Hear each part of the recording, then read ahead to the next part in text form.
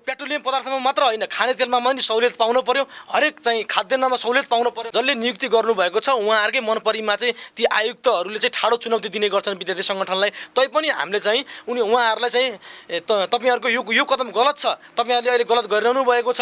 मैले तपाईँहरूलाई अघि पनि भनिसकेको छु, तपाईँको मूल्य वृद्धि हामीले पेट्रोलियम पदार्थको मूल्य वृद्धिसँग मात्र नभइकन पनि जनताको जनजीविकासँग जोडिने, तपाईँको चाहिँ जनताको चुलोमा बल्ने चाहिँ तपाईँको खाद्यान्नसम्म हामीले आवाज उठाइरहेका छौँ। अब पनि हाम्रो माग सम्बोधन भएन भने हामीले चाहिँ सडकमै उत्रनु पर्ने छ। सडकमा पनि यो सवालमा उत्रिने हाम्रो आन्दोलनहरू सडक आन्दोलन मात्र नभइकन चाहिँ उहाँहरूसँग पर्ने वार्तामा बसेर हाम्रो आन्दोलनहरू सफल भएको छैन। गठबन्धनमा हुँदै गर्दा आफ्नै सरकार पनि एक्लो सरकार छ भने पनि यस्ता सन्दर्भमा मूल्यवृद्धिका सन्दर्भमा र तपाईँका चाहिँ जनताका जनजीविकासँग जोडिने कुराहरूमा, कृषिका कुराहरूमा, प्रत्यक्ष चाहिँ किसानसँग जोडिने कुरामा हाम्रो आन्दोलन सदैव रहिरहनेछ। सरकारको पनि एउटा नीतिगत रूपमा चाहिँ मूल्य तोक्न नसक्ने र बिचौलियाहरूको पनि हावी भएको कारणले गर्दाखेरि र खुल्ला सिमानाका कारण तपाईँको चाहिँ इन्डियाबाट सरसर्ती रूपमा चाहिँ तपाईँका चाहिँ सामानहरू भित्रिन सक्ने अवस्थाको कारणले गर्दाखेरि त्यहाँका चाहिँ तालमेल नमिलेको कारणले गर्दाखेरि चाहिँ नेपालको चाहिँ ब्रोइलर कुखुराको भाउमा चाहिँ तलमाथि हुने गरेको छ। बढी उत्पादनहरूलाई भण्डारण गर्न सक्ने र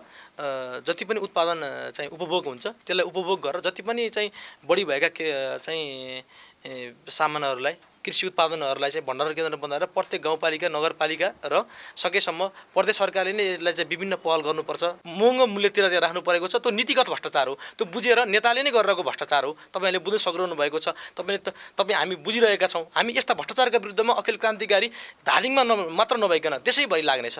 उहाँहरू चाहिँ पदाधिकारीहरू बस्नुहुन्छ, केही समय चाहिँ लिनुहुन्छ, उहाँहरूले चाहिँ यो नीतिगत रूपमा उहाँले भ्रष्टाचारहरू गरिरहनु भएकै छ। त्यही कारणले गर्दाखेरि पनि यो बजारको मूल्य समायोजन नभइरहेको हो र राज्यको पनि एउटा चाहिँ मूलगत रूपमा राज्यले लिने नीति पनि छैन। जनताका जनजीविकासँग जोडिने कुराहरूमा अखिल क्रान्तिकारी सदैव एक नम्बरको पार्टी हो। बाघ सङ्गठन नै हो। तपाईँको सडक बाघका रूपमा भए पनि, सडक आन्दोलनका रूपमा भए पनि र बौद्धिक सरकारका रूपमा भए पनि हामीले गर्नुपर्ने आन्दोलनमा शैक्षिक आन्दोलन, कृषि आन्दोलन लगायत सबैका सन्दर्भमा हामी एक रूपमा हामी अगाडि बढिरहेका छौँ।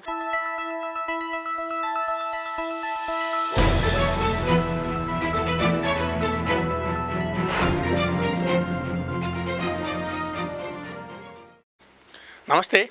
यति बेला हामी बिएनपी मिडियाको साथमा छौँ र हामीसँग आज यस्तो गेस्ट हुनुहुन्छ जो विद्यार्थी, राजनीतिक, व्यवसाय र विभिन्न पेसा व्यवसाय गर्दै आज राजनीतिलाई व्यवसाय भन्दा पनि राजनीतिलाई समाजसेवा र उत्पादनसँग जोड्नुपर्छ भन्ने एउटा चाहिँ भिजन बोकेर जो राजनीतिकमा आउनुभएको छ, उहाँलाई हामी चाहिँ आजको यस कार्यक्रममा समसामयिक विद्यार्थी राजनीतिक, देशको विद्यार्थी राजनीतिक कता जाँदैछ र विद्यार्थी राजनीतिलाई केसँग जोड्ने, उत्पादनसँग जोड्ने वा राजनीतिलाई राजनीति मात्रै गराइराख्ने र कार्यकर्तालाई एउटा विद्यार्थीलाई कार्यकर्ताको रूपमा मात्रै परिचालन गर्ने वा के गर्ने भन्ने विषयमा र उहाँको आगामी योजनाको बारेमा रहेर कार्यक्रममा उहाँसँग कुरा गर्न गइरहेका छौँ।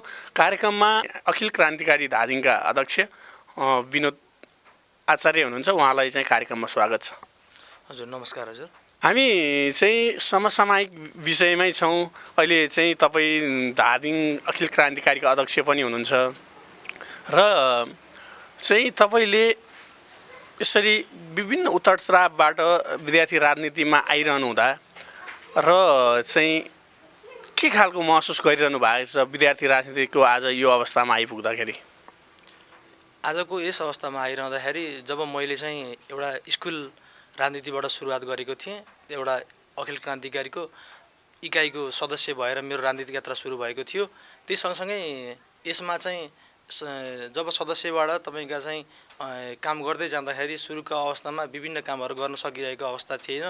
इकाइ सदस्य हुँदै म चाहिँ अखिल क्रान्तिकारीमा जोडिएको थिएँ। अखिल क्रान्तिकारीमा जोडिँदै गर्दाखेरि अखिल क्रान्तिकारी चाहिँ साँच्चीकै देशका लागि र चाहिँ आम जनताका लागि चाहिँ केही गर्छ भन्ने एउटा चाहिँ आश बोकेर म चाहिँ अखिल क्रान्तिकारीमा जोडिएको थिएँ। तपाईँलाई अहिलेको समसामयिक जस्तै तपाईँ चाहिँ विभिन्न आरोह अवरोह पार गर्दै तपाईँ चाहिँ अहिले अखिल क्रान्तिकारीको जिल्ला अध्यक्ष हुनुभएको छ। यसको सहज र असहज परिस्थितिबाट तपाईँ यहाँसम्म आइपुग्नु भएको हो। यी र तपाईँको सहज र असहज परिस्थितिका बारेमा चाहिँ केही भनिदिनु र तपाईँको राजनीतिक यात्रा कसरी सुरु भयो र अहिले यो अवस्थामा आउँदाखेरि कतिसम्म एक्सर्साइज, कतिसम्म चाहिँ तपाईँले चाहिँ आरोह अवरोहहरू चाहिँ पार गर्नुभयो भन्ने कुरामा रहेर केही कुराहरू राख्नुहोस्। मेरो राजनीतिक यात्रा चाहिँ तपाईँको म 7 वर्षको हुँदा मेरो चाहिँ राजनीतिक यात्रा सुरु भएको थियो। त्यति बेला चाहिँ मलाई के थियो भने त्यति बेला म आबद्धता थिएन, तर अखिल क्रान्तिकारीले साँच्चीकै चाहिँ देशमा काम गरिरहेको छ। जनताका जनजीविकाका सन्दर्भमा जनतालाई सहुलियतपूर्ण चाहिँ हरेक कुराहरूमा सहुलियत हुनुपर्छ। त्यति बेला पनि पेट्रोलियम पदार्थका मूल्य वृद्धिदेखि लिएर तपाईँका चाहिँ घरका भान्सामा पाक्ने तेलदेखि लिएर हरेक कुरामा सहुलियत हुनुपर्छ भनेर अखिल क्रान्तिकारी चाहिँ सडक बाघका रूपमा चाहिँ तपाईँको सडकमा आइरहेको थियो। त्यति मात्र नभइकन चाहिँ उसले सरकारसँग विभिन्न वार्ताहरू गरिरहेको थियो। सरकारसँग पनि विभिन्न चाहिँ यही सन्दर्भमा रहेर पनि मूल्य वृद्धिका सन्दर्भमा रहेर चाहिँ मूल्य वृद्धिमा रहेर र जनताका गाउँ घर घरमा तपाईँका चाहिँ पाक्ने भान्साका चाहिँ मूल्य वृद्धिका सन्दर्भमा पनि यसले आवाज उठाइरहेको थियो। त्यही सन्दर्भमा चाहिँ मलाई चाहिँ मन परेर अखिल क्रान्तिकारीमा म चाहिँ आबद्ध हुनका लागि चाहिँ तयार भइरहेको थिएँ। त्यही सँगसँगै म चाहिँ 8 कक्षामा पढ्दै गर्दाखेरि चाहिँ अखिल क्रान्तिकारीका साथीहरू आएर चाहिँ मलाई कमिटीमा आबद्ध बनाउनु भयो। त्यति बेला चाहिँ म स्कुल कमिटीको चाहिँ इकाइ कमिटीको चाहिँ सदस्यबाट मेरो राजनीतिक यात्रा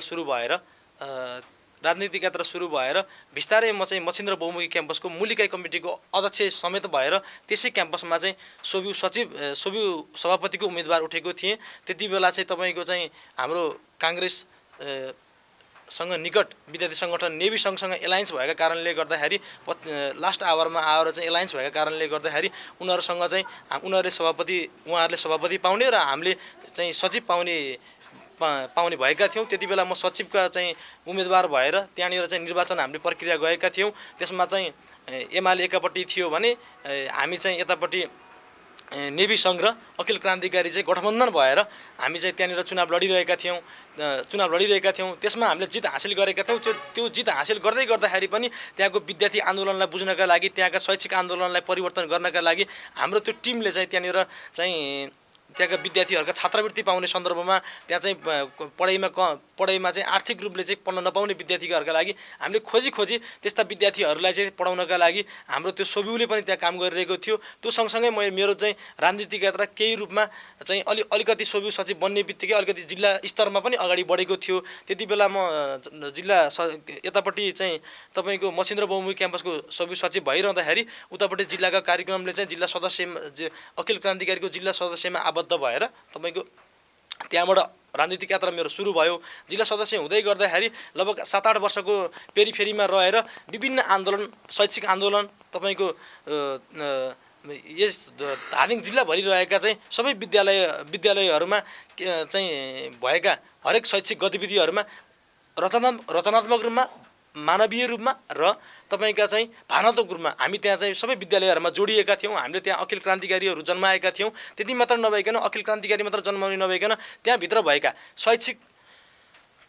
शैक्षिक गतिविधिका सन्दर्भमा, शैक्षिक माफियाका सन्दर्भमा पनि हामीले त्यहाँ आवाज उठाइरहेका थियौँ। कुनै निजी विद्यालयहरूमा चाहिँ तपाईँका चाहिँ मनपरी भाडा लिने, बस भाडा लिने, तपाईँको ट्युसन फी मनपरी लिने यो चलिरहेको थियो। यस अवस्थामा पनि हामीले त्यो रोक्नका निमित्त हामी अखिल क्रान्तिकारी जिल्ला समिति धादिङको तर्फबाट हामी एकजुट भएर अगाडि बढेका थियौँ। त्यति बेला चाहिँ मेरो सहकर्मी साथी अहिले निवर्तमान अध्यक्ष हुनुहुन्छ उपेन्द्र जमगोटेल, उहाँ लगायतको टिम हामी मिलेर चाहिँ हामीले चाहिँ त्यहाँनिर यो धादिङका हरेक शैक्षिक आन्दोलनका सन्दर्भमा र शैक्षिक आन्दोलनका सन्दर्भमा मात्र नभइकन पनि तपाईँका चाहिँ यहाँ भएका मूल्यवृद्धिका सन्दर्भमा पनि हामीले आवाज उठाइरहेका थियौँ। विभिन्न पक्षहरूसँग बसेर हामी छलफल गरिरहेका थियौँ। त्यसै सन्दर्भमा केही समय यता नै तपाईँको बस भाडा वृद्धि भनेर आयो। हामीले त्यहाँनिर विज्ञप्ति बुझाउने काम भयो, उहाँहरूसँग छलफलमा बस्यौँ। अरू चाहिँ कुनै पनि अखिल नेभी सङ्घ विद्यार्थी राजनीतिलाई अहिले सरसर्ती हेर्दा मूल्यवृद्धि अनि बस भाडा चाहिँ आन्दोलन, बस भाडा घटाउने र बढेको खण्डमा घटाउनको लागि आन्दोलन गर्ने र केही उसमा गएर सम्झौता गर्ने, सम्झौता मात्रै भइरहनुमा चाहिँ अखिल क्रान्तिकारी धादिङले के भन्छ? हामीले सम्झौता मात्र गरिरहेका छैनौँ, उहाँहरूलाई चुनौती दिन पनि हामीले काम गरिरहेका छौँ। हामीले मूल्यवृद्धिका सन्दर्भमा भनिरहेका छौँ। हाम्रो सरकार गठबन्धनमा छ, तैपनि हामीले गरिब जनताका जनजीविकाका सन्दर्भमा उहाँहरूले सहुलियत पाउनु पर्यो।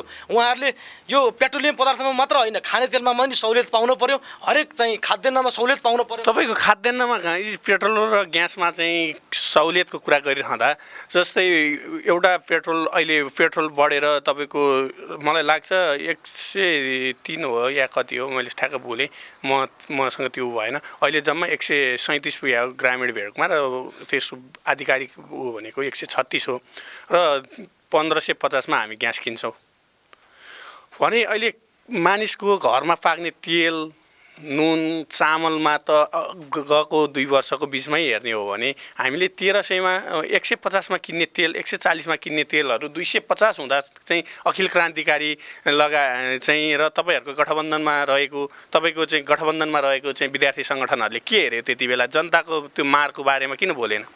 हामीले चाहिँ यी मागहरूलाई सम्बोधन गर्नका निमित्त विभिन्न चाहिँ पक्षहरूसँग हामी छलफलमा त रह्यौँ होइन। उहाँहरूले हाम्रो मागहरू सम्बोधन गर्नु भएन। अहिले के पनि छ भने जसले नियुक्ति गर्नुभएको छ उहाँहरूकै मनपरीमा चाहिँ ती आयुक्तहरूले चाहिँ ठाडो चुनौती दिने गर्छन् विद्यार्थी सङ्गठनलाई। तैपनि हामीले चाहिँ उहाँहरूलाई चाहिँ तपाईँहरूको यो कदम गलत छ, तपाईँहरूले अहिले गलत गरिरहनु भएको छ।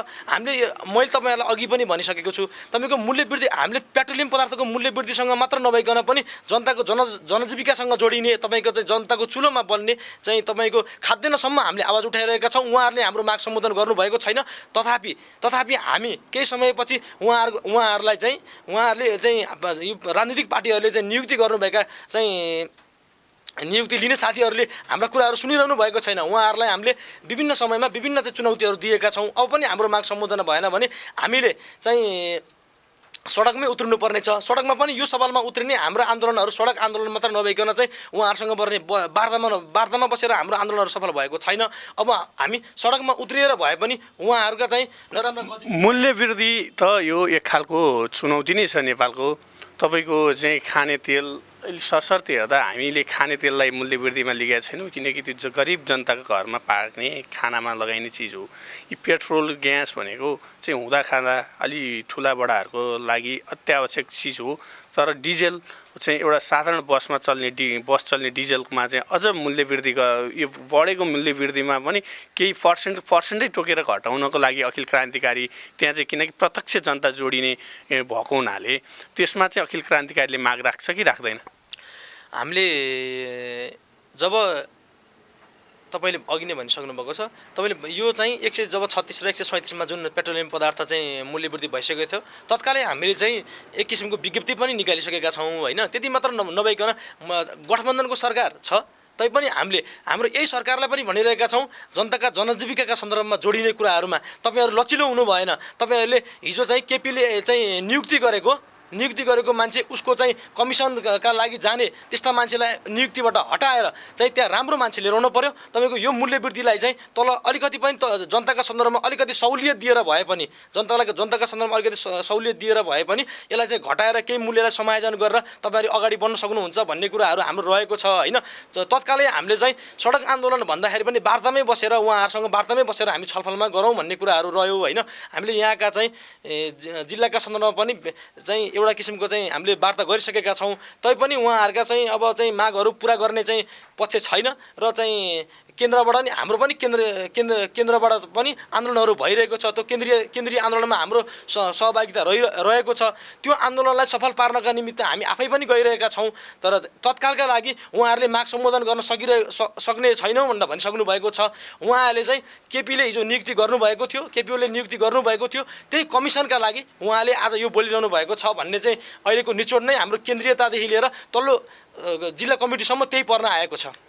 तपाईँको केपी ओली बारम्बार हामी केपी ओलीलाई नाम जोडिरहेका छौँ, वर्तमान पूर्व प्रधानमन्त्री जो उहाँले चाहिँ तपाईँको नियुक्ति गरेको यदि असक्षम व्यक्ति हो र कमिसन खोरकै लागि चाहिँ नियुक्ति गरेको हो भने अब यो गठबन्धनको सरकार छ, गठबन्धनकै सरकारमा पनि माओवादी केन्द्र चाहिँ त्यसमा शक्तिशाली दल छ र उसको चाहिँ शक्तिशाली मन्त्रालयहरू त्यसमा छ भने उसलाई बर्खास्त गर्न किन ढिलाइ गरिरहेको छ सरकारले?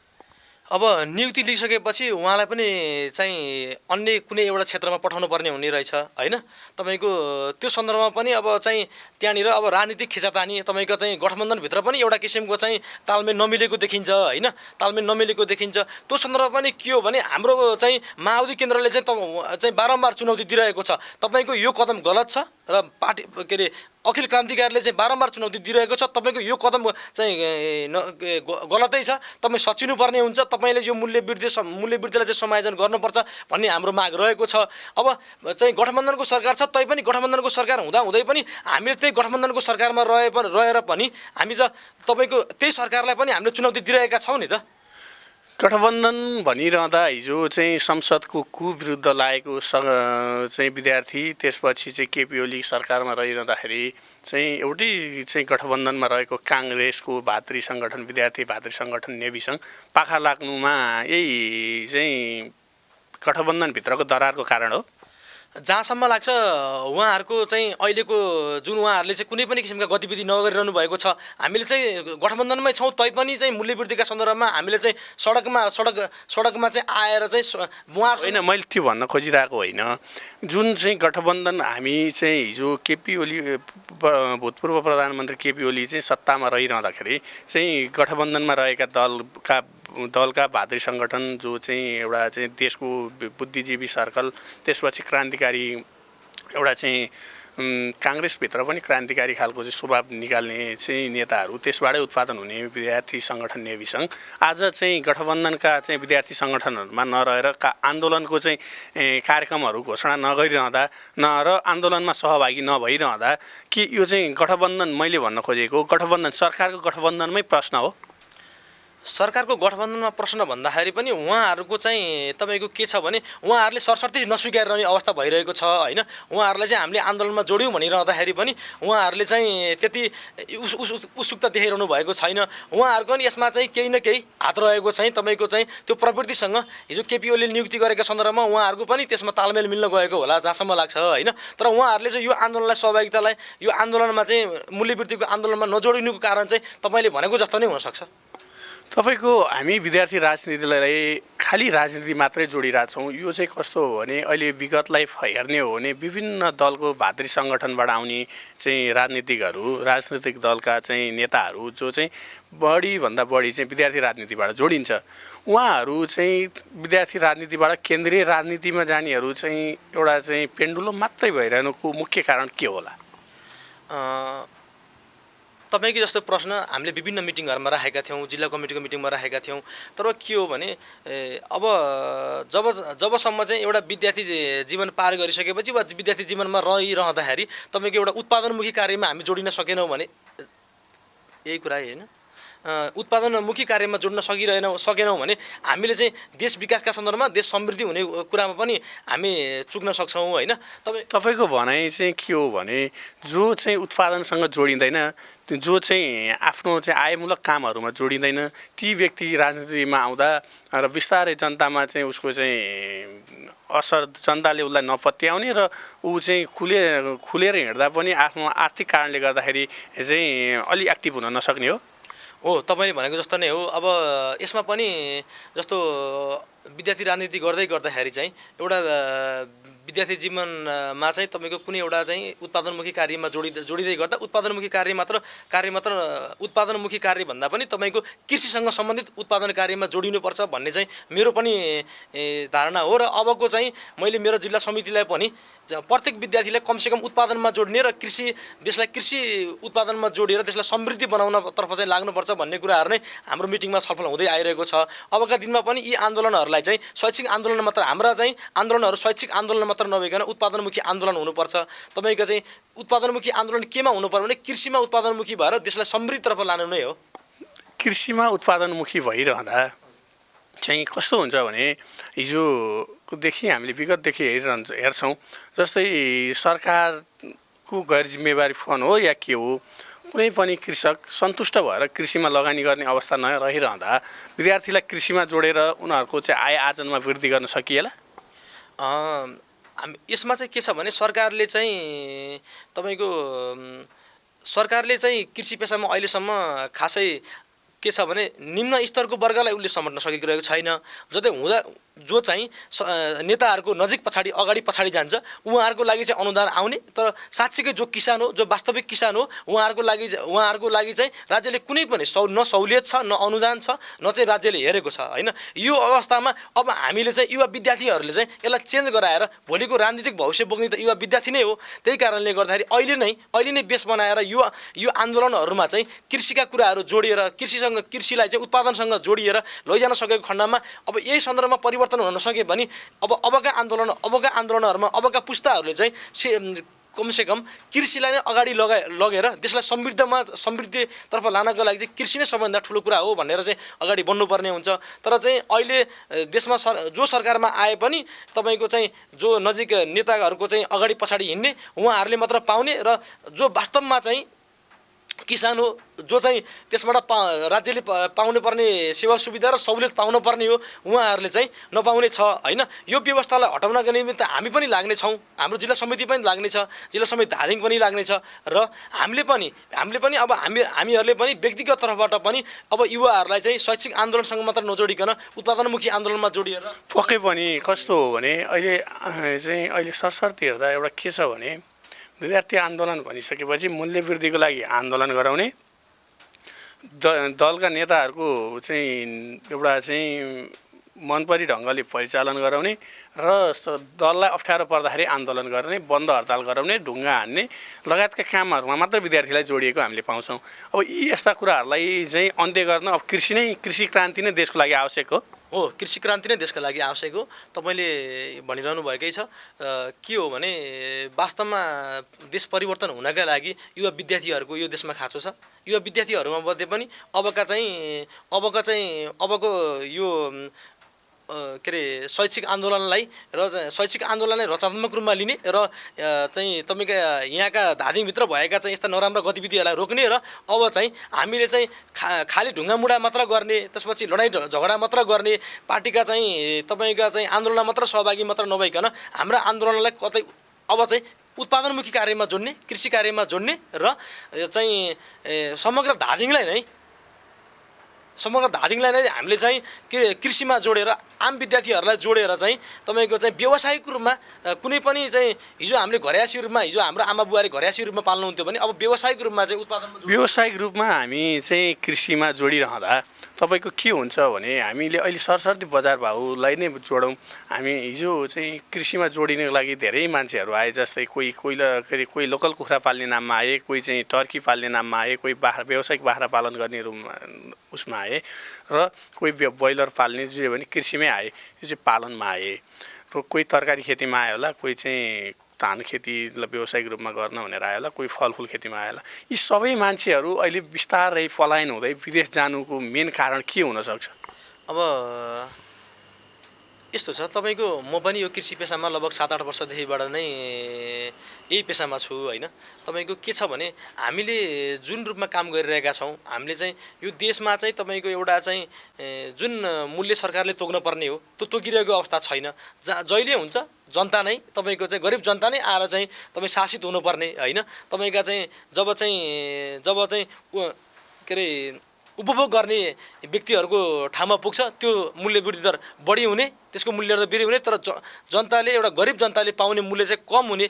यो सरकारको नीतिको कारणले गर्दाखेरि यस्तो भइरहेको छ होइन। तपाईँको के छ भने केही कुराहरू चाहिँ हामी आफैमा पनि म्यानेजमेन्टका कमीहरूले गर्दाखेरि उत्पादनलाई कसरी अगाडि बढाउने र कसरी तल लाने भन्ने कुरामा पनि तपाईँको कसरी कम लागतमा उत्पादन गर्ने र कसरी बजारमा बेच्ने भन्ने कुराको अल्पज्ञानले पनि चाहिँ तपाईँको यो कुरा भएको छ। यस सम्बन्धी विभिन्न तालिमहरू विभिन्न समयमा विभिन्न आउने तालिमहरूमा सहभागी भएर चाहिँ लिएर त्यसलाई कम उत्पादनमा जोडिएर चाहिँ आफूले चाहिँ थोरै भए पनि मुनाफा कमाउनेतर्फ लाग्नुपर्छ भन्ने हो। अरू पनि के हो भने मुख्य नीति चाहिँ सरकारको चाहिँ सरकारले जुन मूल्य तोक्न सक्दैन, हामीले उत्पादन गरेका चिजको मूल्य तोक्न सक्दैन, त्यही कारणले पनि आम जनतालाई, आम गरिब किसानलाई घाटा पर्ने कारण चाहिँ त्यो नै के हो भने अहिले चाहिँ सरसर्ती हेर्दा यो कृषि प्रधान देश हो। यहाँ चाहिँ कृषि उत्पादनलाई विशेष जोड गर्नुपर्छ। यदि देशमा चाहिँ विकासको चाहिँ एउटा भाग ल्याउने हो भने जल जमिन र जलस्रोत, जमिन र जडीबुटी जमिन र जडीबुटी अनि जनशक्तिलाई परिचालन प्रचुर मात्रामा उपयोग गर्नुपर्छ। तर अहिले पछिल्लो समयमा हेरिरहने हो भने त कृषि मन्त्रालयमा चाहिँ जुन यो खालको कुराहरू छ, यो खालको भिजन नभएको मान्छेको कारण हो या के कारणले हो? यो खालि हरेक जुन जति सरकार परिवर्तन भइरहे पनि अहिले जलविद्युतमा चाहिँ एउटा क्रान्तिकारी छलाङ मारिरहँदा, तपाईँहरूको भाषामा भन्दा क्रान्तिकारी छलाङ मारिरहँदाखेरि यो कृषि क्षेत्रमा चाहिँ यो हुन नसक्नु के हो? यसको मेन कारण के होला? बेला बेलामा सत्ता परिवर्तन, र राम्रो व्यक्तिको अभावको कारणले पनि यी कुराहरू हुन्छ किनभने त्यहाँ व्यक्तिहरू आइपुग्दाखेरि जो नजिकका चाहिँ अगाडि पछाडि नेताहरूको अगाडि पछाडि लाग्छ उनीहरूलाई नै चाहिँ गरिब जनतालाई भन्दा पनि उनीहरूलाई नै चाहिँ प्रोत्साहन गरेर अगाडि बढाउने गरिब जनताहरूको चाहिँ गरिब जनताहरूलाई चाहिँ केन्द्रमा नराख्ने कारणले गर्दाखेरि पनि यो समस्याहरू आउने हो। तपाईँको त्यति मात्रै होइन, विद्यार्थी राजनीति एउटा चाहिँ ले उत्पादनमा जोडिरहँदाखेरि हरेक ठाउँमा हेर्ने हो भने विभिन्न कृषि क्षेत्रमा भ्रष्टाचारका कुराहरू बढी जोडिरहेछन्। जस्तै मान्छेले अनुदानको नाममा ल्याउने र अनुदानले काम गरिरहने, तर चाहिँ पहुँचवाला जो नेताको पछाडि घुमिरहेछ उसले मात्रै पाउने, अनि चाहिँ जनताले केही पनि नपाउने।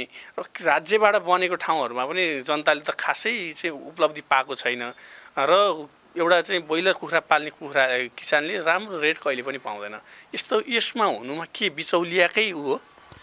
यसमा चाहिँ तपाईँको के छ भने तपाईँले सरकारको पनि एउटा नीतिगत रूपमा चाहिँ मूल्य तोक्न नसक्ने र बिचौलियाहरूको पनि हावी भएको कारणले गर्दाखेरि र खुल्ला सिमानाका कारण तपाईँको चाहिँ इन्डियाबाट सरसर्ती रूपमा चाहिँ तपाईँका चाहिँ सामानहरू भित्रिन नसक्ने अवस्थाको कारणले गर्दाखेरि त्यहाँका चाहिँ तालमेल नमिलेको कारणले गर्दाखेरि चाहिँ नेपालको चाहिँ ब्रोइलर कुखुराको भाउमा चाहिँ तलमाथि हुने गरेको छ होइन। जस्तै उत्पादन चाहिँ अहिले तपाईँको हेर्ने हो भने आलु, काउली लगायतका चाहिँ तरकारीजन्य उत्पादनहरू भइरहेको छ। सिजनमा उत्पादन हुन्छ र त्यसलाई बेसिजनको लागि चाहिँ पुर्याउनु पर्छ भन्ने हो।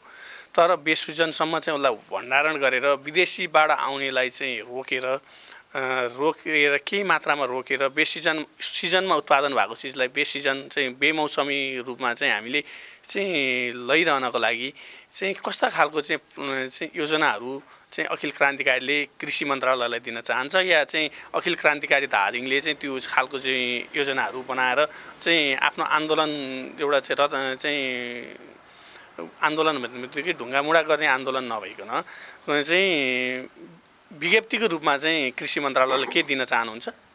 नीतिगत रूपमा प्रत्येक गाउँपालिका र नगरपालिकामा तपाईँका चाहिँ भण्डारण केन्द्र बनाएर त्यहाँ भएका चाहिँ बढी उत्पादनहरूलाई भण्डारण गर्न सक्ने र जति पनि उत्पादन चाहिँ उपभोग हुन्छ त्यसलाई उपभोग गरेर जति पनि चाहिँ बढी भएका चाहिँ सामानहरूलाई कृषि उत्पादनहरूलाई चाहिँ भण्डारण केन्द्र बनाएर प्रत्येक गाउँपालिका नगरपालिका र सकेसम्म प्रदेश सरकारले नै यसलाई चाहिँ विभिन्न पहल गर्नुपर्छ र भन्ने हाम्रो चाहिँ अबका दिनमा हाम्रो माग रहनेछ होइन। त्यसपछि अब जनताका चाहिँ जनजीविकाका सन्दर्भमा जनताले पाउने सेवा सुविधाका सन्दर्भमा हामी सदैव अखिल क्रान्तिकारी रहनेछ।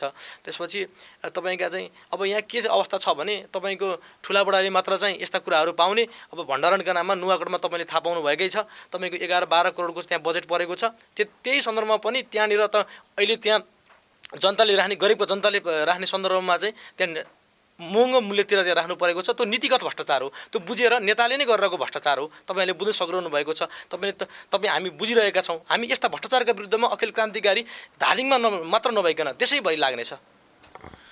पक्कै पनि नुवाकोटमा त जुन घटना हो त्यो नीतिगत भ्रष्टाचार हो। त्यस्तै ती त प्रतिनिधि पात्र मात्रै हुन्, यी यस्ता पात्रहरू धेरै छन्। करोडौँ रुपियाँ भ्रष्टाचार गर्ने नीतिगत भ्रष्टाचार जो चाहिँ गर्ने ऊ छ त्यो चाहिँ देशैभरि रहन्छ। त्यो छ नै, हामीले त यो प्रतिनिधि घटनालाई मात्र लिन सक्छौँ। अब सर हेरौँ, हामी विगतलाई फर्केर हेरौँ चाहिँ आजभन्दा 3-4 वर्ष अगाडि पनि ब्रोइलर कुखुराको रेट चाहिँ 300-350मा चाहिँ उपभोक्ताले किनेर खानुपर्ने थियो। अहिले पनि त्यही 300-350 नै छ। चल्लाको रेटहरू बढेर 105सम्म 10सम्म पुग्ने स्थिति छ। दानाको रेट बढेर तपाईँको चाहिँ 37-3800सम्म पुग्छ एक बोरा नर्मली 50 किलोको दानाको रेटहरू। तर कुखुराको रेटमा चाहिँ परिवर्तन नआउने र चाहिँ सरकारले तोक्न नसक्ने खुल्ला सिमानै हो। लगभग खुल्ला सिमाना नै भन्नुपर्छ तपाईँको। त्यो खुल्ला सिमाना पनि हो र के छ भने सङ्घ, ह्याचरी र दाना उद्योग दाना सङ्घ, ह्याचरी सङ्घ र यिनीहरूको मिलोमतमा पनि यो कुराहरू रहने गर्छ। आफूसँग उत्पादन अब तपाईँको कतिसम्म यो बजारलाई चाहिँ तल लिएर आउने माथि लिएर आउने भन्ने कुराहरू यी नीतिगत रूपमा नै तपाईँको चाहिँ राज्यसँगै मिलेर गरेको भ्रष्टाचार जस्तो देखिन्छ क्या। तपाईँको के छ भने जनतालाई चाहिँ केही समय गुमराममा राख्ने, केही समय त उहाँहरूले दानै बिगारिदिनुहुन्छ। उहाँहरू सबै कम्पनीहरू मिल्नुहुन्छ, उहाँहरूले दानै बिगारिदिनुहुन्छ। अब तपाईँका आम जनता, आम गरिब जनताहरू त त्यसबाट चाहिँ शोषित हुने भए होइन। जतिवटा चाहिँ कम्पनीहरू, यतिवटा चाहिँ ह्याचरी छन्, यतिवटा चाहिँ ठुला कम्पनीहरू छन् चल्ला उत्पादन दाना उत्पादनको भने पनि खाने ठाउँमा चाहिँ उनीहरू चाहिँ सल्लाह गरेर मिल्ने हो। सङ्घको नाममा हो उहाँहरू चाहिँ सङ्घको नाममा उहाँहरू चाहिँ पदाधिकारीहरू बस्नुहुन्छ केही समय चाहिँ लिनुहुन्छ उहाँहरूले चाहिँ यो नीतिगत रूपमा उहाँले भ्रष्टाचारहरू गरिरहनु भएकै छ त्यही कारणले गर्दाखेरि पनि यो बजारको मूल्य समायोजन नभइरहेको हो र राज्यको पनि एउटा चाहिँ मूलगत रूपमा राज्यले लिने नीति पनि छैन क्या यो कृषिमा चाहिँ के छ भने तपाईँको राज्यले तोक्नुपर्ने मूल्य तपाईँको बौद्धिक रूप सर्कलको रूपमा मानिने र बौद्धिक आन्दोलनहरू चाहिँ ढुङ्गा मात्रै नहानेर त्यहाँबाट हजारौँ बौद्धिक नेताहरू जो चाहिँ तपाईँको चाहिँ केन्द्रको तपाईँको पार्टीहरू तपाईँको मात्रै नभएर देशको पार्टीहरूलाई आवश्यक पर्ने नेताहरू विद्यार्थी आन्दोलनले जन्माउँछ तर यी यस्ता प्रत्यक्ष किसानसँग जोडिने कुराहरू चाहिँ किन किसानसँगै जोडिने गरिब जनताकोसँग जोडिने कुराहरूमा चाहिँ उनीहरूलाई ज्ञान नभएर किताबी ज्ञान मात्रै भएको र त्यो ज्ञान चाहिँ जुन जनताको ज्ञान चाहिँ नभएको कारणले गर्दा यी चाहिँ किसानसँग जोडिने मागहरू नउठाइरहेको अखिल क्रान्तिकारीले होइन त्यस्तो कदापि हुन सक्दैन हामीले अखिल क्रान्तिकारीले केन्द्रले पनि र हामीले जिल्ला समिति धादिङले पनि मैले तपाईँलाई भनिसकेँ जनताका जनजीविकासँग जोडिने कुराहरूमा अखिल क्रान्तिकारी सदैव एक नम्बरको पार्टी हो बाघ सङ्गठन नै हो तपाईँको सडक बाघका रूपमा भए पनि सडक आन्दोलनका रूपमा भए पनि र बौद्धिक सरकारका रूपमा भए पनि हामीले गर्नुपर्ने आन्दोलनमा शैक्षिक आन्दोलन कृषि आन्दोलन लगायत सबैका सन्दर्भमा हामी एक रूपमा हामी अगाडि बढिरहेका छौँ तपाईँहरूले अरू चाहिँ विद्यार्थी सङ्गठनको तपाईँले कम देखिरहनु भएको छ भने उहाँहरू मूल्य सरकार तपाईँको चाहिँ उहाँहरूको सरकार चाहिँ सरकारमै छ र तपाईँ त्यति बेला उहाँले मूल्यवृद्धिका सन्दर्भमा आवाज उठाइरहनु भएको हुँदैन जब सरकारभन्दा बाहिर हुनुहुन्छ उहाँले त्यही मूल्यवृद्धिका सन्दर्भमा मात्र आवाज उठाइरहनु भएको छ तर हाम्रो सङ्गठनले गठबन्धनमा हुँदै गर्दा आफ्नै सरकार पनि एक्लो सरकार छ भने पनि यस्ता सन्दर्भमा मूल्यवृद्धिका सन्दर्भमा र तपाईँका चाहिँ जनताका जनजीविकासँग जोडिने कुराहरूमा कृषिका कुराहरूमा प्रत्यक्ष चाहिँ किसानसँग जोडिने कुरामा हाम्रो आन्दोलन सदैव रहिरहनेछ अहिले यही सन्दर्भमा पनि भर्खरै 22औं सम्मेलन हाम्रो सक्यो त्यही सम्मेलनमा पनि विधान सम्मेलनमा अब चाहिँ अखिल क्रान्तिकारीले पनि अखिल एग्रो फार्म खोलेर लाने कुराहरू पनि त्यहाँनिर विधानमा उठेको छ हामीले पनि हाम्रा पक्षबाट चाहिँ हामीले चाहिँ यो कुराहरू राखेका छौँ अब कम्तीमा हाम्रा विद्यार्थीहरूलाई हाम्रा चाहिँ विद्यार्थी कमरेडहरूलाई शैक्षिक आन्दोलनमा मात्र नभइकन आम रूपमा तपाईँको कृषि आन्दोलनमा पनि जोडेर लानुपर्छ र यो अखिल क्रान्तिकारीलाई अखिल एग्रो फार्मका रूपमा हामीले चाहिँ अगाडि बढाउने कुराहरू पनि विधान सम्मेलनमा उठेका छन् अबका दिनमा यी उठेका कुराहरूलाई यो सम्मेलनमा नसमेटिन सके पनि तेस्रो सम्मेलनले समेटेर लिएर जानेछ भन्ने कुरा चाहिँ जिल्ला समिति धादिङले पनि चाहिँ यो कुरालाई चाहिँ मूल्याङ्कन गरेको छ र अगाडि बढाउने छ भन्ने कुरा नै हो तपाईँको चाहिँ हरेक कुरामा हामी हेर्न सक्छौँ खालि चाहिँ तपाईँको अहिले पनि सरसर्ती हेरौँ न तपाईँको तेलको मूल्य बढ्यो भनेर छैन यो चाहिँ नेतृत्वकोमा पनि क्षमताको कमी हुनसक्छ तपाईँले जुन चाहिँ अहिले चाहिँ किसानको चाहिँ बारेमा कुरा उठाइरहनु भएको छ तपाईँ पनि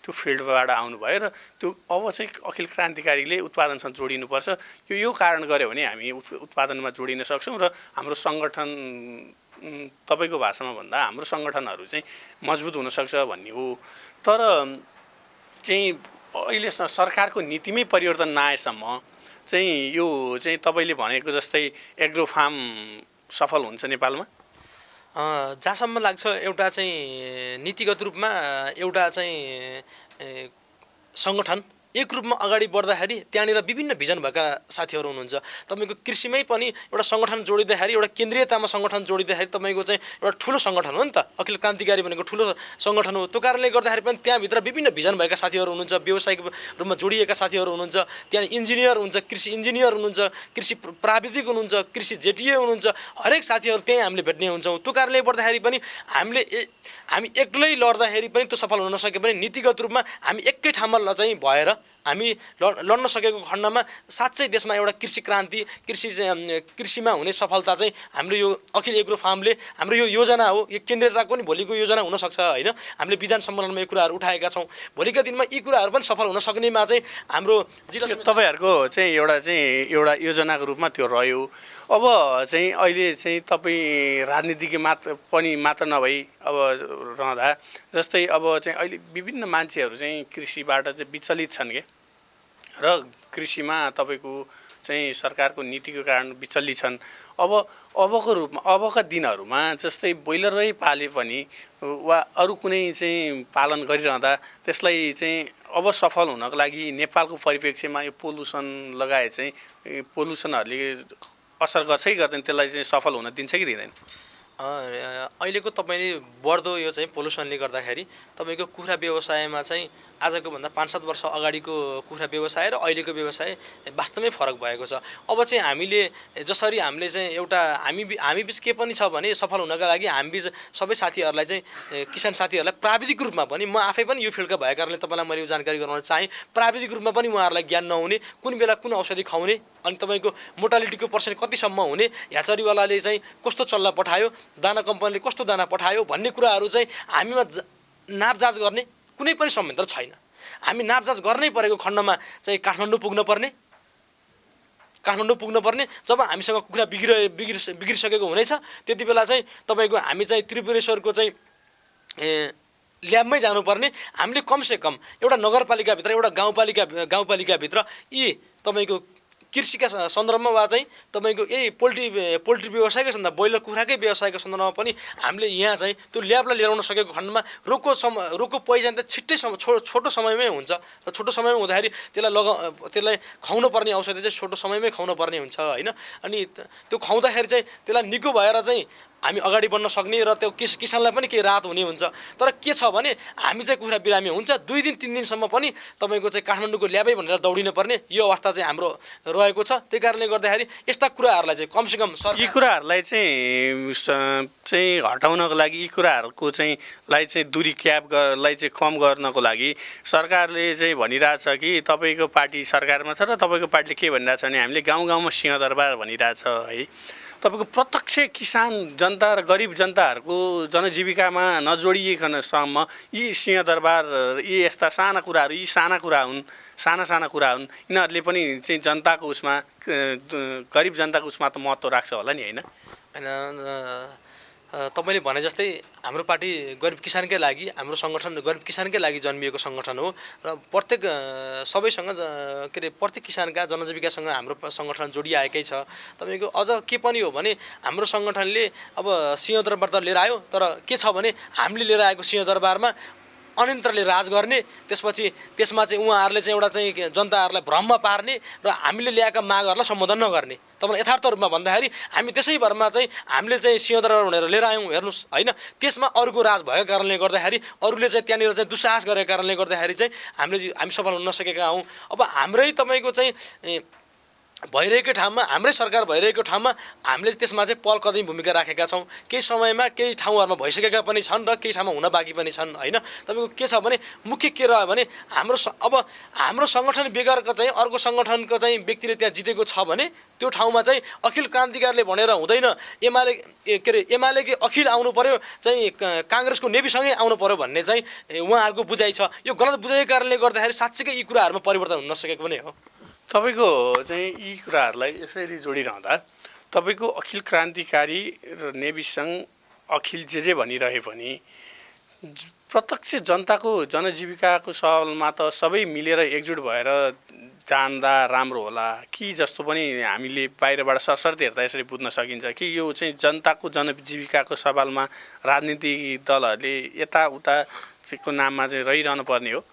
उहाँहरू जनजीविकाका सन्दर्भमा हामी सँगै छौँ त भन्नुहुन्छ, तर के हो भने उहाँहरूलाई चाहिँ जब चाहिँ अखिल क्रान्तिकारी ल्याएको एजेन्डा हुन्छ उहाँहरूलाई त्यो मन पर्दैन। त्यो अखिल क्रान्तिकारी सफल हुन्छ भोलि जनताका माझमा चाहिँ अखिल क्रान्तिकारी चाहिँ लोकप्रिय हुन्छ भन्ने डर छ। त्यही कारणले गर्दाखेरि पनि उहाँहरू चाहिँ प्रत्यक्ष जनजीविकासँग जनताका जनजीविकासँग जोडिने कुराहरूमा चाहिँ तपाईँहरू हामीसँग उहाँहरू हुनुहुन्न। अहिलेका सन्दर्भमा गठबन्धनमै भए पनि उहाँहरूले चाहिँ एक किसिमको हामीलाई त्यति खुलेर सहयोग गरिरहेको अवस्था छैन। यो कुराहरूलाई परिवर्तन ल्याउनको लागि र अब चाहिँ तपाईँकै पार्टीमा नि हेर्ने हो भने तपाईँको हामी हरेक कुरामा फिल्डको कुरा गर्छौँ, बुद्धिजीवी सङ्घको कुरा गर्छौँ, किसान सङ्घको कुरा गर्छौँ, चाहिँ ती कुराहरूमा किसान सङ्घ भनेर बनिरहने अनि त्यहाँ चाहिँ किसानको नाममा चाहिँ केही कुराहरू पनि सम्बोधन गर्न नसक्ने व्यक्तिहरू चाहिँ जान्छ र त्यसमा चाहिँ अखिल क्रान्तिकारीले कुनै पनि भूमिका देखिँदैन। त्यो चाहिँ के पार्टीमा केन्द्रीय राजनीतिको हाबीको कारण यस्तो भएको हो? होइन, केन्द्रीय राजनीतिको हाबी छैन। तपाईँलाई म स्पष्ट रूपमा के भन्न चाहन्छु भने हामी त जहिले पनि सरकार हाम्रो सरकार हाम्रै पार्टीको भए पनि त्यसपछि गठबन्धनकै सरकार भए पनि हामीले आन्दोलन गर्ने सन्दर्भमा उहाँहरूलाई सचेत गराउने सन्दर्भमा उहाँहरूलाई भन्ने कुरामा हामी जहिले पनि उहाँहरूको अपोजिटै बसेर हामीले काम गर्ने हो। हामीले जनताका प्रत्यक्ष जनजीविकासँग जोडिने कुरामा हामीहरू उहाँहरूसँग बार्गेनिङ गर्ने, उहाँहरूका फाइदाका लागि हामी उहाँहरूसँग गएर चाहिँ छलफलमा बस्ने भन्ने कुरा हुँदैन। हामीले अहिले पनि तपाईँलाई भन्न चाहन्छु, यही सन्दर्भमा पनि अहिले प्रत्यक्ष रूपमा हामी सरकार हाम्रो गठबन्धनमा छौँ, मूल्यवृद्धिका सन्दर्भमा हामी सरकारमा छौँ भनेर हामीले आन्दोलन नगर्ने त होइन नि, हामी आन्दोलनमै छौँ। उहाँहरूलाई चाहिँ यस्ता कुराहरू हामी चुनौती छाडो रूपमा हामी उहाँहरूलाई चुनौती दिन्छौँ। तपाईँले विद्यार्थी हामी कार्यक्रमको लगभग अन्तिमतिर आइसकेका छौँ, केही छोटो समयमा टुङ्ग्याउनु पर्ने हुन्छ। अब यी आन्दोलनहरू भइरहन्छ, आन्दोलन गरिरहन्छौँ, तर चाहिँ अखिल क्रान्तिकारीको अबको योजना र उत्पादनसँग जोडिरहने भन्दाखेरि एग्रो फार्मले मात्र त्यो नसमेटिएला र चाहिँ तपाईँबाट मात्र एकजनाले मात्र पनि त अखिल क्रान्तिकारीलाई त्यो सम्भव नहुन सक्छ। त्यसलाई चाहिँ एउटा चाहिँ मिड पोइन्ट बनाएर चाहिँ काम गर्ने योजना र पार्टी तपाईँको चाहिँ विद्यार्थी सङ्गठनको केन्द्रलाई तपाईँको सुझाव अनि तपाईँको चाहिँ योजना उनीहरूलाई चाहिँ तपाईँको अध्यक्ष सामु दिन सक्ने योजनाहरू के प्रशस्त छन् या छैनन्? प्रशस्तै छ। धादिङकै सन्दर्भमा तपाईँलाई मैले जानकारी गराउन चाहेँ। धादिङको सन्दर्भमा अब भर्खरै म चाहिँ अध्यक्ष भइसकेको छु। अब यस सन्दर्भमा मैले चाहिँ धादिङमा चाहिँ तत्काल रूपमा चाहिँ अखिल एग्रो फार्म खोल्ने योजना मैले साथीहरूमाझ राखिसकेको छु।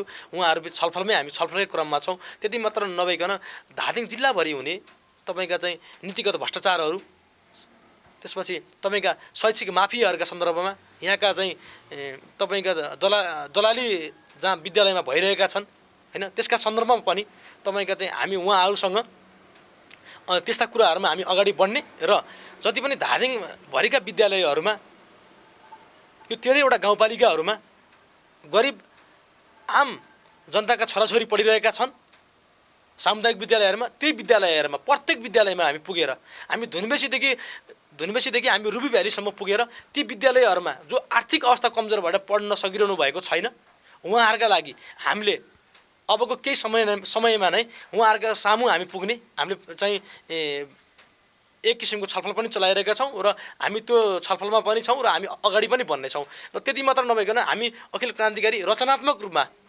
अगाडि बढ्नेछ।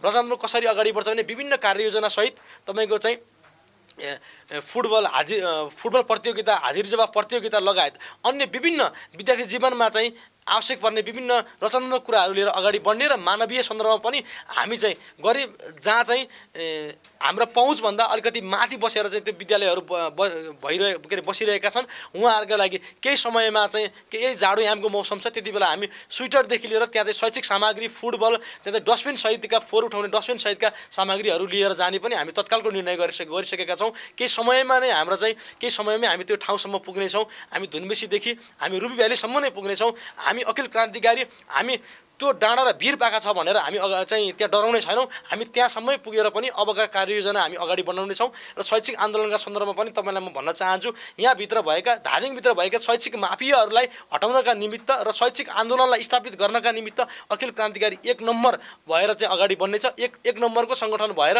उहाँहरूसँग मुकाबला गर्नको लागि हामी तयार हुनेछौँ। निजी विद्यालयमा तपाईँले भ्रष्टाचार बुझिरहनु भएको छ। त्यहाँ कोरोनाका समयमा चाहिँ बस भाडा लिएको चाहिँ तपाईँहरूलाई समेत जानकारी छ। त्यति बेला कोरोनाकै समयमा चाहिँ मासिक शुल्क र वार्षिक शुल्क लिइरहेको छ। त्यो सन्दर्भमा पनि हामीले आवाज उठाइरहेका छौँ। हामीले अघिल्लो चाहिँ कमिटीले पनि जो चाहिँ उपेन्द्र जमकटेल हाम्रो संयोजकत्वमा हुनुहुन्थ्यो उहाँको कमिटीले पनि विज्ञप्ति निकालेको थियो। हाम्रो कमिटीले पनि यसलाई अहिलेसम्म पनि हामीले कोरोनाको महामारी केही कम भइसकेको छ तैपनि त्यो बस भाडा र तपाईँको त्यति बेलाको मासिक र वार्षिक फी किन लिएको भनेर अहिले पनि हामी उहाँहरूसँग लडाइँ गरिरहेका छौँ। र सामुदायिक विद्यालयमा जो शिक्षक सामुदायिक विद्यालयमा पढाउनुहुन्छ उहाँहरू सरकारी तलब खाएर निजी विद्यालयमा पढाउने शिक्षकले भन्दा बढी तलब खाएर दिउँसै निदाउनुहुन्छ। उहाँहरूका सन्दर्भमा पनि हामी चाहिँ प्रत्येक विद्यालयमा पुग्ने र उहाँहरूले गरेका नराम्रा गतिविधिहरूलाई भण्डाफोर गर्ने चाहिँ अखिल क्रान्तिकारीले नीतिगत रूपमा नै यी कुराहरूलाई अगाडि बढाउने कुराहरू लिइरहेको छ। र धादिङका सन्दर्भमा पनि यो मूल्यवृद्धिका सन्दर्भमा पनि नीतिगत रूपमा नै यहाँ चाहिँ विभिन्न किसिमका चाहिँ एउटा पसलमा आज 250 तेल छ भने अर्को पसलमा चाहिँ 260 हुने चाहिँ गरेको छ। यी कुराहरूलाई रोक्नका निमित्त पनि अखिल क्रान्तिकारी चाहिँ यी कुराहरूमा चाहिँ यो धादिङका सन्दर्भमा पनि अगाडि बढ्ने छ भन्ने नै हो। हामी अहिले कार्यक्रमको अन्त्यमा छौँ। एउटा महत्त्वपूर्ण तपाईँ चाहिँ जिल्लाको चाहिँ अखिल क्रान्तिकारीको नेतृत्व भएको कारणले पनि चाहिँ हरेक टाइम उठिरहने कुराहरू जस्तै सामुदायिक र विद्यालय जुन सरकारी विद्यालय र चाहिँ प्राइभेट सेक्टरका चाहिँ बोर्डिङहरूमा चाहिँ बिचमा चाहिँ एउटा परिवर्तन यस्तो खालको ग्याप छ जुन अभिभावकले पनि त्यो ग्यापलाई चिर्न सकेको छैन। हामी गुणस्तरीय शिक्षाको कुरा गरिरहन्छौँ, गुणस्तरीय शिक्षा भनिरहन्छौँ, घोकिरहन्छौँ गुणस्तरीय शिक्षा यो हो भनेर घोकाइरहन्छौँ स्टुडेन्टलाई, तर परिवारको गार्जेनहरूबाट पनि परिवर्तन भएको छैन। यसको विषयमा र समग्र यीको कम्पेयर गरेर चाहिँ तपाईँको विचार के छ? जस्तै सामुदायिक र सरकारी विद्यालय र चाहिँ बोर्डिङ स्कुलहरूमा हाम्रो अहिले अखिल क्रान्तिकारी जिल्ला समितिको चाहिँ के छ भने मुख्य रूपमा सामुदायिक विद्यालयहरूलाई अगाडि बढाउने र निजीमा भएका भ्रष्टाचार र त्यहाँ भएका चाहिँ शैक्षिक माफियाहरूलाई चाहिँ तह लगाउने भन्ने नै हो। तर सामुदायिक विद्यालयका सन्दर्भमा हामीले विभिन्न विद्यालयहरूलाई प्रोत्साहन गरिरहेका छौँ। हामीले धुनबिसी 9 मै रहेको दिल्ली सावित्री माध्यमिक विद्यालयलाई 25,525 रुपियाँ दिने प्रतिबद्धता जनाइसकेका छौँ। हामीले त्यो रकम पनि केही समयमै हामीले त्यहाँ दिने घोषणा पनि गरिसकेका छौँ। हाम्रो कमिटीले घोषणा गरिसकेको पनि छ। हामीले सामुदायिक विद्यालयका हकहितका निमित्त विभिन्न विद्यालयमा अहिलेसम्म नयाँ कमिटी बनिसकेपछि पनि हामीले 10-15वटा विद्यालयहरूमा चाहिँ शैक्षिक सामग्री, खेलकुद सामग्री र यस्ता सामग्री हामीले बाँडिसकेका छौँ। र अब केही समयपछि पनि हामीले धुनबेसीदेखि लिएर तपाईँको रुबी भ्यालीसम्मका सम्पूर्ण विद्यालयहरूमा कमसेकम एकचोटि पुगेर त्यहाँभित्र भएका चाहिँ शैक्षिक गतिविधि, शैक्षिक पढाइको स्तर र त्यहाँको समस्या के छ भनेर अखिल क्रान्तिकारीले बुझ्नेछ र त्यहाँका समस्याहरूलाई चाहिँ सामुदायिक विद्यालयका समस्याहरूलाई चाहिँ आफ्नो समस्या मानेर त्यो समस्याहरूलाई हल गर्नका निमित्त हामीले जे सकेको सहयोग गर्ने चाहिँ हामीले आशा राखेका छौँ। र अब पनि यस्ता सामुदायिक विद्यालयले गर्ने रचनात्मक र शैक्षिक कुराहरूमा हाम्रो समर्थन चाहिँ सदैव रहिरहनेछ हैन। त्यसपछि अब निजी विद्यालयहरूमा चाहिँ त्यहाँनिर तपाईँको चाहिँ गरिब जनताले आफ्नो छोराछोरी पढाउने गर्नुहुन्छ। त्यही विद्यालयमा पनि तपाईँको ती गरिब जनतामाथि नै चाहिँ गरिब जनतालाई नै शोषण गरिरहेको छ। त्यो शोषण गरिरहेको कुराहरूलाई चाहिँ हामीले कम मूल्यमा पढाउनु पर्यो र त्यहाँ हुने तपाईँको अब यो कोरोना महामारीका बिचमा पनि उहाँहरूले गद्दार गर्नुभएको छ। उहाँको गद्दारीपनलाई हामीले रोक्नका निमित्त विभिन्न समय विभिन्न विज्ञप्तिहरू निकालिरहेका छौँ हैन। अब उहाँहरूको यो समयलाई पनि अबका दिनमा पनि उहाँहरूले त्यो सचाउनु भएको छैन। अबका दिनमा हामीहरूले त्यो कुराहरू रोक्नका निमित्त हामी यो कोरोनाको समयमा शैक्षिक मासिक शुल्क, वार्षिक शुल्क र जुन बस चलेकै छैन उहाँले त्यो समयकोसम्म भाडा लिइरहनु भएको छ विभिन्न विद्यालयले, त्यो रोक्नका निमित्त चाहिँ हामीले निजी विद्यालयहरूलाई पनि ताकेता गर्नेछौँ। तपाईँ चाहिँ अध्यक्ष भइरहँदा जुन 25,525 रुपियाँ भनिरहनु भयो अखिल क्रान्तिकारीले स्कुललाई वितरण गर्ने, त्यो चाहिँ के स्कुलको फन्डमा जम्मा हुन्छ या चाहिँ त्यहाँको गरिब जनतालाई विद्यार्थीलाई त्यहाँको चाहिँ जिहानदार मेहनती र चाहिँ आर्थिक विपन्नता भएको चाहिँ र विपन्न वर्गको चाहिँ विद्यार्थीहरूलाई छात्रवृत्तिको रूपमा बाँड्नुहुन्छ? उहाँहरूले त्यहाँ बस खरिद गर्न लाग्नु भएको रहेछ। उहाँहरूले सूचना एउटा निकाल्नु भयो चाहिँ त्यही कारणमा चाहिँ हामीले पनि अब सामुदायिक विद्यालय प्रोत्साहन गर्नुपर्छ भन्ने हिसाबले उहाँहरूको बस खरिदमा चाहिँ एउटा सानो सहयोग हामीले गरेका हौँ। हस्, धन्यवाद। उहाँ हुनुहुन्थ्यो अखिल क्रान्तिकारी धादिङका अध्यक्ष विनोद आचार्य। उहाँसँग हामीले चाहिँ समसामयिक विद्यार्थी राजनीतिक र विद्यार्थीलाई उत्पादनसँग जोड्ने विषयमा रहेर कुराकानी गऱ्यौँ। यति भन्दै आजको कार्यक्रमबाट म अनिमेष श्रेष्ठ बिदा हुन चाहन्छु। उहाँलाई धन्यवाद, विशेष धन्यवाद। कार्यक्रम सञ्चालकको लागि सहयोग गर्नुहुने एलिन गुरुङजी र क्यामेरामा हुने एलिन गुरुङजी र त्यस्तै हाम्रा चाहिँ आजको अतिथि विनोद आचार्यलाई विशेष धन्यवाद। हस् हजुर, नमस्कार हजुर। पिएनबी मिडियालाई पनि एकदम आभारी छु हजुर। हस्, धन्यवाद। मेरो पनि हजुरलाई नमस्कार। हस्।